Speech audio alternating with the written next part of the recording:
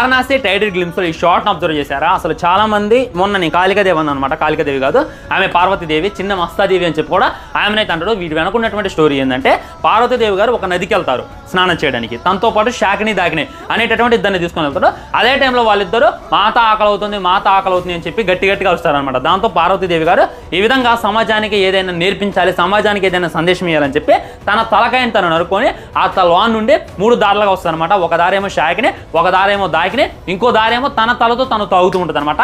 ఈ విధమైనటువంటిది మన ఎస్ఎస్ రాజమౌళి గారు డిస్కషన్ చేసేటటువంటి ప్రయత్నం చేసిండు. సో అక్కడ మన పార్వతీదేవి చెప్పిందంటే సర్వం నేనే, అందరి ఆకలి తీర్చేది నేనే మాతని అనేటటువంటిది హైలైట్ చేయడం అనమాట. నిజంగా ఆ పోస్టర్ని వారణాసిలో చూసినప్పుడు గూజ్బంప్స్ వచ్చేస్తే, రామాయణ పోస్టర్ చూసినప్పుడు ఎలా అనిపించిందో ఈ పార్వతీదేవి గారి పోస్టర్ చూసినప్పుడు కూడా నాకైతే వేరే లెవెల్ అనిపించింది. చాలా మందికి ఈ స్టోరీ తెలియక చాలా మంది కన్ఫ్యూజ్ అయ్యి కాళికామాత అని చెప్పుకోవాలి అనుకుంటున్నారు. కాళికామాత వేరు, ఈ చిన్న మస్తాదేవి వేరు, ఈ పార్వతీదేవి వేరు అనేటటువంటి గుర్తుపెట్టుకోండి. ఇది అవతారాల్లో ఇంకో